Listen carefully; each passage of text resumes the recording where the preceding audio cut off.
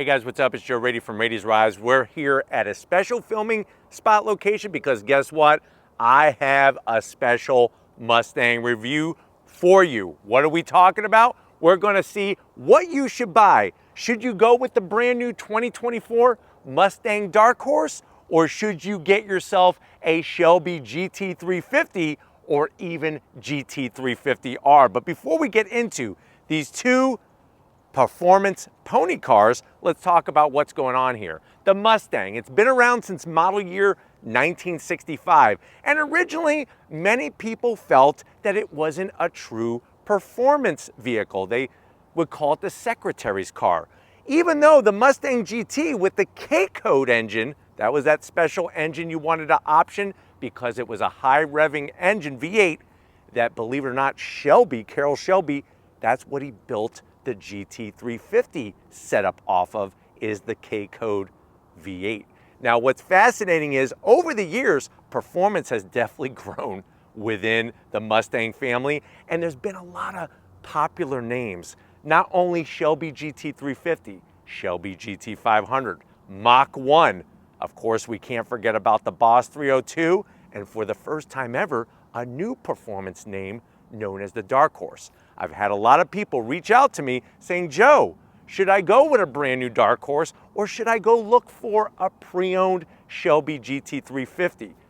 The reason why you got to go pre-owned on the Shelby GT350 is, remember, 2020, which is what my model year is the final year of the Shelby GT350 and 350R. So what I want to go over is not so much comparing performance, because I could tell you right now, after driving both at Charlotte Motor Speedway at racetrack speeds, there is quite a difference, and we'll talk more about that in a little bit. But what I want to find out is, what should you spend your hard-earned cash on between the two? Let's go ahead, let's dive into these two pony cars and find out. Right off the bat, my 2020 Shelby GT350R happens to be a Heritage Edition. They only made it for the final year of the Shelby GT350, and you can either get a Heritage Edition standard 350 or the R. At the front of the business on the S550 Mustang platform, you can see the more traditional setup with that LED tri-bar light turn signals and daytime running lamps. You got your projector beam LED headlight. Working your way down the turn signals, I have to zonk because those are the old-fashioned Thomas Edison light bulbs. But what I do love is the ginormous corner air intakes for the heat exchangers, the brake cooling, and for aero. Now what's fascinating is that the GT350 is actually wider than your standard Mustang GT, the S550 platform. It's got a totally unique front fascia, front fenders, and hood that no other S550 Mustang has. And remember, GT350s, technically, there was some first year models built in 2015, but really 2016 is where it all started, and it went all the way to 2020. Now you'll notice that we do have the flat black splitter, but then there's an extra splitter extension. This is part of the GT350R package, is getting this extra large splitter. You could eat your sandwich, your PB&J right off the corner of this thing. Another little fun fact is that the GT350R is actually one of the lowest sitting factory produced Mustangs. So it actually, the way they actually drop the suspension on the GT350R is unique compared to all the other S550 Mustangs. Now, as you kind of come across the front here, you do have your required GT350 badge, Heritage Blue, Guardsman Blue because of the Heritage Edition, flat black on the grille.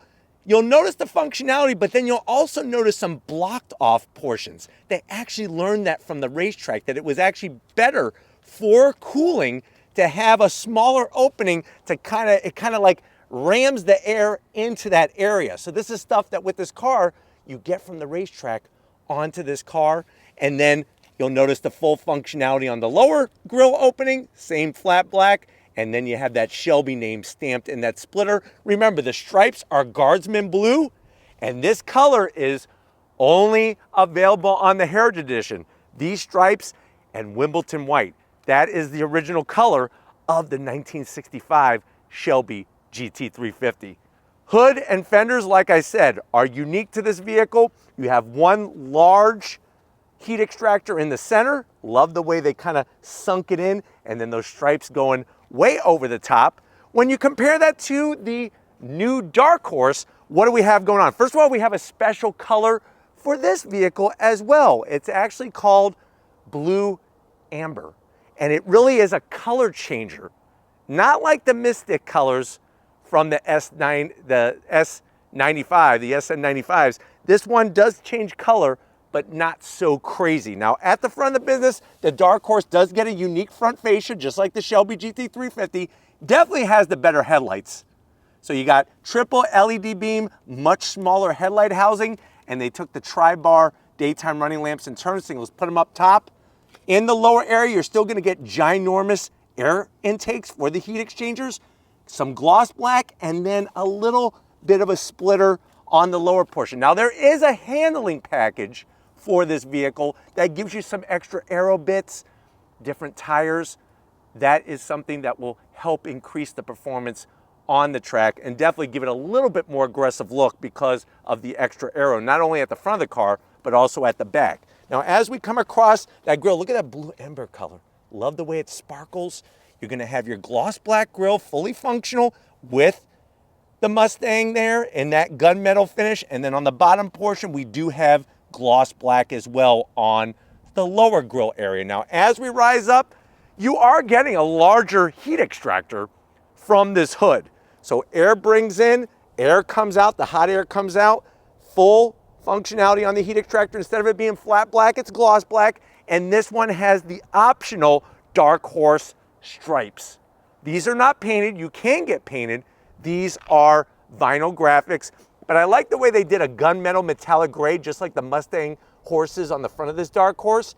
The flat black, a little bit of satin black, and then on the corner, I don't know if Steven could show you, it actually says Mustang Dark Horse, which is a really nice touch. Now, we're gonna continue our journey around this Dark Horse, and then we're gonna go jump back over to the Shelby GT350R. So as I come around the bend, what are we working wheel and tire stuff? You're gonna get 19-inch wheels. These are your standard Dark Horse wheels, nice dark gunmetal gray finish. I love the way it's got the blue. It's almost like a blueberry blue on those ginormous 6-piston Brembo calipers. You're gonna have the same calipers and same rotors as the GT350. They're actually 15.5 inches in diameter, and you're gonna be able to get that great stopping capability where you'll be able to stop as fast as a husky sheds hair. You could stop and shed speed with this Dark Horse. If you're wondering, what are the tire size? So the wheel's 19-inch, just like on my Shelby GT350R, 255 up front, 40 series sidewall. Now, continuing down the side, there's no fender vent or anything like that. You're getting your standard S650 fender, but you do get the new Dark Horse badge. And that was one thing to point out that I do like at the front of the vehicle is those two nostrils on both sides of the grille where the air rams in. Working our way back, this one does have the optional gloss black painted roof. I really like that touch. You can see the sparkly of that special color. We have gunmetal gray on the mirror caps, and then you're gonna get your standard side sill extensions that you would find on any S650. Working our way towards the rear, this area is very controversial because a lot of people say it looks like a Camaro. What I do like is that Ford actually put some PPF film here to protect this, because I can tell you right now, that's one area that on my Shelby has gotten some nicks, is because of the sticky tires kicking up those rocks. Now, as we kind of drop down on the rear, you still have a 19-inch wheel. They're not staggered or anything like that. 275 on the width on the rear tires. So more rubber to meet the road. You got Brembos all the way around. And if you go with the handling package, those wheels are even wider. So there is more performance to be had. And that's why I'm not trying to make this a true performance comparison. It's more like, well, what does each one offer? And which one, at the end of the day, would you spend your money on? We do have a limited slip diff with 373 gears. This car you could get automatic or manual that you can't get with the Shelby. Shelby's only manual. Working our way towards the rear, you can see our standard Dark Horse rear wing. This is what all the Dark Horses have, unless you go handling package. Then you're gonna get a gurney flap, new tri-bar LED taillights, And then I like the way they painted everything in the center portion here. There's that Dark Horse badge. Working our way down to ground level, you have massive 5-inch openings, quad tip exhaust on both sides. Of course, active exhaust, make it louder, make it quieter.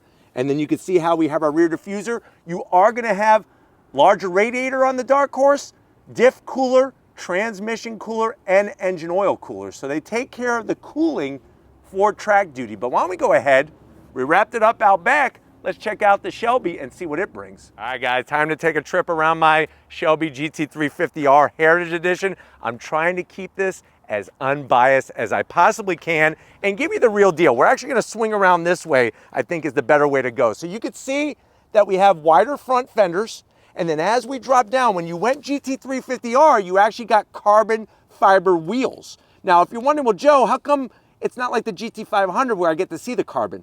The reason why is because by painting them black, it's cheaper to do than if they clear coat them. On the GT500, when you go with the carbon fiber wheel, it's actually more expensive for them to show off the carbon fiber because you gotta have the carbon fiber weaving perfect or it'll just look like crap. But I'm digging how they just went ahead and paint them. Keep it simple. You'll notice the white on the inside of the rim.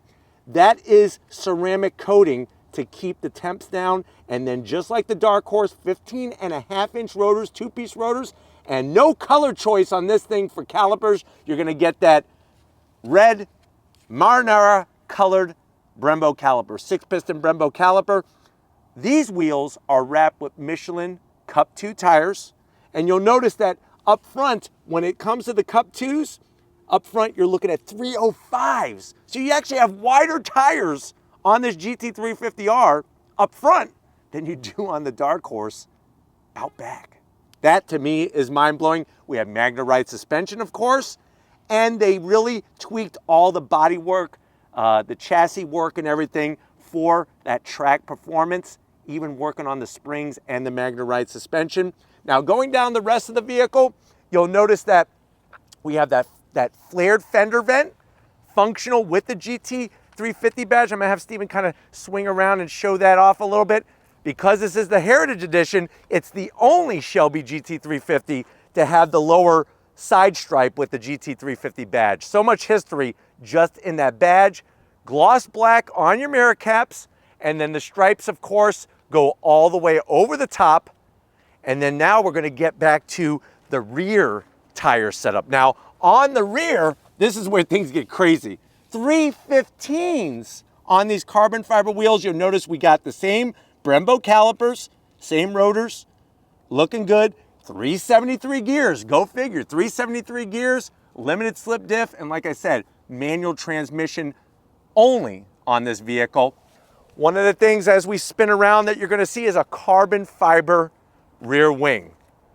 It's been painted black, and you could actually see there's like a textured waviness to it because they don't perfect the carbon fiber. So they just go ahead, do the carbon fiber, and then paint it to cover up all the blemishes.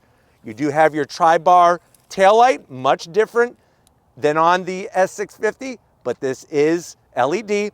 My zonk is the large amount of gloss black in the center. I wish they would have done something a little bit different, but I do love, of course, the GT350 badge. And then working our way all the way down, we don't have 5-inch tips, but you do have large tips with the active exhaust, same active exhaust on the Dark Horse. Make them louder, make them quieter. And this does come with larger radiator, diff cooler, oil cooler, all the essentials to keep everything in check for the track. But why don't we go ahead, let's pop the hoods and talk horsepower of these two Mustangs. All right, guys, we got both hoods open.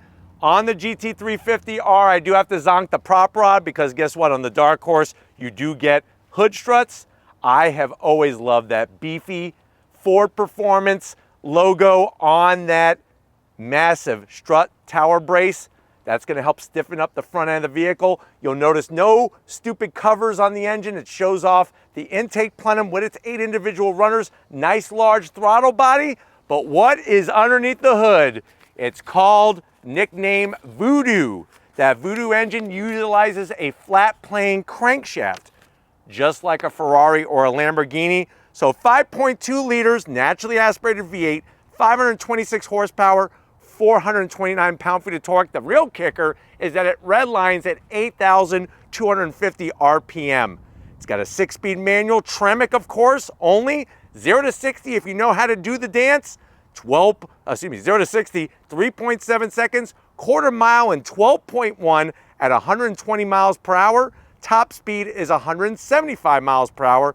The car weighs around 3,700 pounds, MPGs 14 in the city, 22 on the highway. Now when it comes to the new Dark Horse, we don't have a Voodoo engine. You have the Coyote V8. And with the Coyote V8, you're gonna see that you do have a beefy strut tower brace, just like on the Shelby with the Mustang Dark Horse logo. But underneath there, that's that Coyote V8. And this is the most powerful Coyote engine that they've ever made, for production use, of course. I like the way they trim back the engine cover to show off those 8 individual intake runners. But the big news is you get dual throttle bodies and dual intakes and air boxes. First time ever seen on a Coyote powered Mustang. So what do we got for horsepower out of this engine? You are looking at 5 liters of displacement, just like always, 500 horsepower, 418 pound-feet of torque. You could get the Tremec out of the Shelby GT350, the 6-speed manual, or you could get this with a 10-speed automatic. With the manual, 3.9 seconds, 0 to 60, quarter mile, 12.5 at 115 miles per hour. Top speed is 166 miles per hour. She does weigh more though, and this is where on a racetrack, it really shows. 3,975 pounds. Red line on the engine is 7,500 RPM. MPGs, it's about the same. 14 in the city, 22 on the highway. So nice to be able to compare and contrast. Obviously on the Shelby, you have that open air box with that cone style race filter. But why don't we go ahead, let's fire up these 2 Mustangs and hear what they sound like.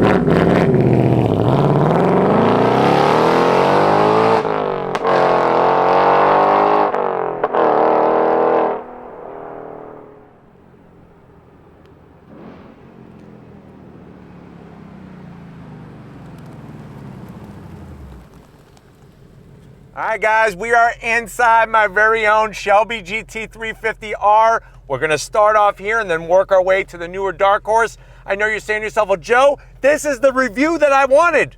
I wanna know which way I should go. I don't know how to spend my money. Well, I'm here to straighten it all out for you. Obviously, pre-owned prices, you wanna look for condition, mileage, all those things. The newer the Shelby GT350 you could buy, the better. Especially when you get to 2019 and 2020, those are gonna be the 2 really to go with if you can. But there's still plenty of good ones to be had, even 2016s, believe it or not. If you get a 2016, don't get one without the performance pack. It's the only year they offered it. After that, they made it standard. But if you're looking at 2020, I could tell you MSRP back in 2020 for this Heritage Edition was $76,000. But let's see how it compares to the Dark Horse, to the door panels. I love the clean style. Now, the big difference is the Alcantara and the bright red stitching. That comes on the GT350R. But you have Alcantara. There is a nice sized door pocket for those track day Twinkies when you're beating up on the Dark Horses. And then when you go from the door panel to the dash, you have your chassis number plate. Love the way that it's got the Heritage colors, the Guardsman blue. This material was actually chosen because it doesn't produce glare. and I really can appreciate that. You got your two auxiliary gauges, oil pressure and oil temp, two of the most important gauges in your whole car.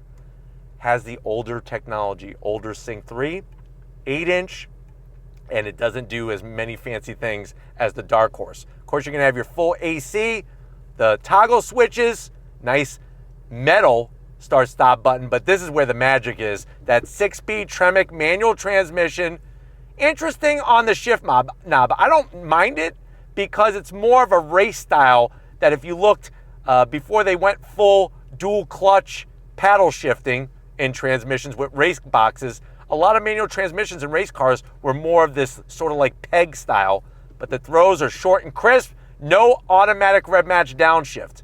You got your good old-fashioned mechanical e-brake, and then the big news are these Recaros, which unfortunately, they're not leather. That's my big zonk, is you can't get them in leather like you can optional in the Dark Horse, but I love the bolstering, all manual controls, and if you notice in the back, we have, and I'm gonna try to move this real quick for Steven, we have no rear seat. So it's rear seat delete on the Shelby GT350R. But why don't you come over to the business end? I wanna show you behind the special wheel in this special Mustang. All right, guys, behind the wheel of my Shelby, this is a true Ford Performance vehicle because, of course, you're gonna get that Ford Performance badge on the sill. You got the triple pedal action, aluminum clutch, brake pedal and throttle. Gotta zonk it because there's no aluminum dead pedal. You got your manual seat controls. I'm okay with that. They fit me just fine. Steering wheel, Alcantara wrapped, flat bottom, leather portion. It's got the red stripe because this is a GT350R, top dead center with that Cobra that's gonna bite you in the neck and give you that sweet venom. And then you have your analog gauge setup, tach, speedometer, and then a small digital display. Like I said, when it comes to technology, this one is behind on the fancy things on the interior. Compared to the Dark Horse, if you don't believe me, let's get over there and I'll show you. All right, guys, now we're inside the all-new Ford Mustang Dark Horse. I know you're saying to yourself, well, Joe, I kind of want a brand new vehicle. I don't want something that somebody ragged on, somebody let their 16-year-old take to prom or something, somebody that threw up in their Mustang. I want to get a new one. I want it to be new to me. How much is the Dark Horse? So starting price for the Dark Horse is $60,000, and if you go handling package, you're looking at around $68,000. So different from a new MSRP compared to the GT350R, but this is brand new, and it's not as performance equipped as the GT350R is, especially with the carbon fiber wheels. You could get carbon fiber wheels on this car. It's an $8,500 option. But let's see how it stacks up to the older Shelby, to the new door panels. So it's cool to see the similarities in the style, but what I love on the Dark Horse is you get the Alcantara and then you get that blue ember leather material with the stitching. Nicely done. Of course, you're gonna have your large pocket for the track day Twinkie, so don't worry about that. And then going from the Dark Horse door panel to the dash, you have more of that textured design. You do get a chassis number, just like on the Shelby GT350. You can see how they brought more of that nice material in here with the stitching. The biggest difference is gonna be the screens. And this is a big question for you. Do you want the latest technology, or are you not really caring about that? You care more about the experience. The technology in this Dark Horse is amazing. I mean, the fact that you could go in here, pull up auxiliary gauges, you could multiply them like freaking gremlins. I could go back, you could go and choose ambient colors. You can't do this on my Shelby. You can't. But I'm not a big fan of the screens. It's one thing that's actually holding me back from getting a new Mustang. Now, this does have dual climate, but all the climate controls, all of them are in the screen. So you're gonna get those greasy fingerprints. After you eat Kentucky Fried Chicken, you're gonna get them all over the screen. You do have heated and ventilated seats, 3 stages apiece. Don't have that on my Shelby. And then working your way down, there's your Fireball red start-stop button. You do have a USB-C, USB-A 12-volt wireless charging. Don't have that in my Shelby. And then you do get the same 6-speed manual transmission, that Tremec, but this, you'll notice, is the first ever titanium shift knob available on a production Mustang. Love the style, and it does feel really good when you're rowing through the gears We have an electric e-brake, but it is that new drift e-brake. I kind of like the way they did that style. 2 cup holders. Seats, the blue leather with the stitching make them very unique. You do have decent bolstering, but not the best. Power bottom, manual back, and I think the biggest thing that I wish they would have just eliminated is you do get a rear seat in the Dark Horse. For me, that's a little silly, because if you want a performance car, you should at least offer an option to take out the rear seat. But why don't you come over here behind the business end? I want to show you behind the flat bottom steering wheel in the new Dark Horse. All right, guys, business time behind the wheel. Now remember, if you option the leather recals, you lose the heated and ventilated seats and you lose the power controls. This has 3 memory seat settings for the bottom portion only, but I do like the way you have that Mustang Dark Horse badge there. And then you'll see that we actually have the same pedal box out of the Shelby GT350. Aluminum clutch, brake, and throttle. You could do your own heel-toe downshifting, or you could have automatic rev match, which remember the Shelby GT350 does not have automatic rev match. We still got the same crappy dead pedal, so that is a zonk. Room, they did open this up a little bit to allow a little bit better in and out, especially when you're wearing a racing helmet. Steering wheel, all new on this Dark Horse. Flat bottom, you got the leather, Alcantara, and the leather around the exterior. The blue stitching is really nice. I like the way they black out the pony. And then there's that ginormous 12.3-inch digital gauge display. Not my favorite. I actually like the digital gauge display better on the S550 Mustangs, which of course was never available on the Shelby GT350. Both of them have usable trunks. I promise you that. I'm not going to show you that part. We're going to get down to the nitty-gritty. If you're ready, I'm ready. Let's go for a little spin, shall we, in these 2 Mustangs. All right, guys, we're going to start off in this 2024 Mustang Dark Horse, see what the latest and greatest performance Mustang brings, and then we'll jump into my Shelby. Are you ready? Second gear. On throttle, here we go.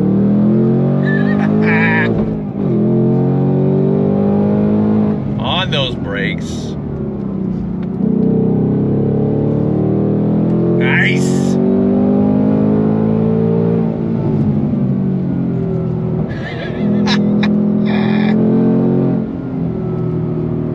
You could really tell the work that they've done with the chassis on the newer S650 Mustang, especially if you're comparing this to a Mach 1. We're comparing it to a Shelby GT350R, but comparing it to a Mach 1, this is definitely a better handling Mustang. Comparing it to the Shelby, we will see how that goes, but what I do like is how the steering is quicker in this Dark Horse compared to previous Mustang GTs. It just doesn't have that ultra precise feel that the Shelby does. And you know, there's a couple different reasons for that, obviously with my Shelby being a GT350R, but I would definitely highly recommend, if you get one of these, going with the handling package. I think that that is really going to rectify and bring it, of course, that much closer. But I love how the Coyote engine really revs out nicely, does not lose steam whatsoever through the rev range. And the Tremec 6-speed, I mean, is just a hot knife through butter. On the Dark Horse, what I do like compared to my Shelby is that the shift lever is actually lower. It's actually shorter. And the shift ball does fit perfectly right in the palm of your hand. I mean, it's that nice of a shift knob. And you may not think that makes a big deal, but it really does. Especially when they're weighted. It's all about having that balanced feel. But the amount of technology in here blows my Shelby out of the water. If that is what you are looking for, I'm not really into the screens. So it really is a negative for me, a zonk, as I say. But I do like the way you have the automatic rev match downshift, especially for those that are not used to heel-toe downshifting. I think you're gonna really like the benefit of having those ultra smooth downshifts. All right, here we go. Twisty bits on throttle.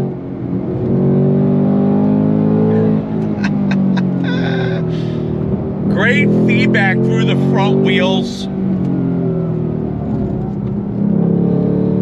Nice.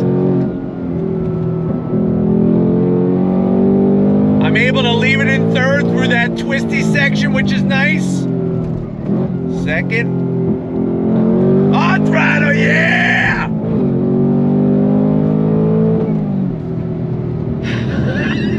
So I was able to square off that last tight left-hander very well by getting that rear end to just break loose just a little bit. But it just shows the feedback and the communication that you're getting in the S650. And this is the best Mustang Coyote-powered vehicle ever. I mean, this really puts the Mach 1 behind it, the Bullet, the GT Performance Pack Level 2, Level 1. You're really getting that elevated feel. Is it a Shelby GT350? No, it just isn't. The Shelby GT350, even if you're not getting an R or a Heritage Edition, that Voodoo engine, it just has such a unique experience. And I feel like, especially through the tighter twisty bits, she just pulls harder. Not even so much that she revs further. I mean, that goes without saying. 8250 RPM redline compared to 7500 in this Dark Horse. But she just pulls so hard. And the steering feels that much more buttoned up. Here it's better than previous Mustang Mach 1, but it's not better than the Shelby GT350 or the GT350R. But let's go one more time, just to make sure. On throttle, here we go. Brakes feel great. Shifter action is perfect. It's still a freaking hoot to drive, and she wants to dance. And you just want to dance right back. Really, really nice. Really nice. It's just one of those things that you could get a Dark Horse brand new. You'll have the full warranty. You'll have the latest modern technology. Of course, the materials on the inside, like I showed you earlier, have been elevated. But if you want that ultra special experience, then you gotta go Shelby GT350. And with that being said, let's go ahead, let's swap cars, and I'll show you why. All right, guys, we are now inside my Shelby GT350R, comparing this to the Dark Horse. To me, it's not 100% fair. I'll be honest with you. It's not 100% fair because this is an R version. And even though you could get a Dark Horse with a handling package, this thing is just mean and lean. You could feel how little sound deadening material there is in here compared to the Dark Horse. The suspension is lower, it's stiffer. The steering, it's interesting because I feel like the Dark Horse definitely has a more precise steering, but there's just something about the GT350R that really kind of separates the two when it comes to how it handles. Of course, we got the Tremec 6-speed manual, my favorite gearbox. And if you're ready, I'm ready. Here we go. On throttle! Ah! That's what it's all about, baby. I love the sound of the Voodoo engine. It seems to rev freer, so I'm gonna speculate that the flywheel in this GT350R is lighter than the one in the Dark Horse. Of course, you have the higher revving engine, that goes without saying, but it just revs faster to redline than the Dark Horse. You don't have as much torque down low as the Dark Horse though. The Dark Horse, I feel, has just a little bit extra torque down low, but once this thing spins up, watch out, it is on a rampage all the way to 8250. I personally love the way this interior is set up, especially with real deal analog gauges, and I like the 2 performance gauges with oil pressure and the oil temp. 2 very, very important readouts. The shift knob on the GT350R, I do like the actual shift ball in the Dark Horse, but let's do this again, shall we? On throttle! Woo! Into this right-hand bend. God dang! And then through the twists and the bends, she's just so buttoned up. She wants to dance, and if you got your dancing shoes on, she's gonna make you look like a freaking pro. That's for sure. Visibility out the back, it's not good, let's be honest. The bigger, higher wing on the GT350R blocks the vision. Ask me if I care. I don't. Since when are these cars supposed to be so daily friendly? I don't care. Even if I daily drove this, I wouldn't care, because that's the nature of the beast. You're sacrificing, you're compromising. You're not gonna get everything you want with any particular car. Obviously the Dark Horse, nicer interior, more technology. I do like the sound of the Dark Horse. And I do love the 6-speed manual. And I do love the way the Dark Horse handles over the previous generation, this S550, but not the Shelby. More the GT Performance Pack Level 1, Level 2, and Mach 1. Let's go on throttle again, shall we? On throttle!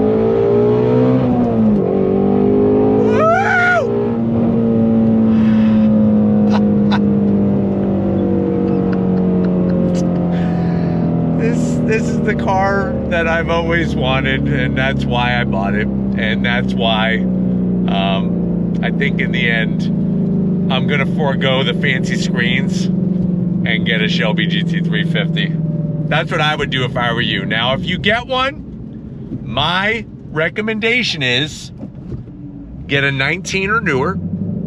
If you get a standard GT350, see if it has a handling package, because they offered one with a nice gurney flap in the back and everything. And then documentation is everything. Service records, very important. Look at the tires, look at the brakes, look at all these things to make sure it wasn't beat to hell. When you go brand new Dark Horse, it's easy because the car is brand new. And see if you can find one with an extended warranty. On a Shelby, they are transferable, so something to think about there. But I'm hoping that this has been fun for you to be able to compare the Dark Horse to my Shelby GT350R. That freaking sound, I love it. We're gonna get back to where it all started and wrap this one up, so I'll see you in a Shelby second. All right, guys, it's been a hell of a day with these 2 performance Mustangs. Looking at the Ford Dark Horse, that is all new for 2024 compared to the older, can't believe I'm saying that, the older Shelby GT350R, especially my very own Heritage Edition. Let me know what you think. Are you gonna go with brand new warranty, new technology, new look, or are you gonna go more the way of the Shelby GT350 and 350R? Let me know how you feel about it down in the comment section. But if you're new to the channel, you're on your way out, hit that subscribe button. I promise you it's worthwhile. Come back for more. If you are a subscriber, thank you for being part of the Radius Rise family. Of course, we need to give it up. Stephen Flood. Stephen Flood, he's working it like a champ. I had to say his name twice for some reason. I guess it's just because, hey, it's Stephen Flood. That's the 3rd time. It's almost like Beetlejuice. But anyways, thank you, Stephen, for your hard work. And just like always, guys, I'll see you on the next ride.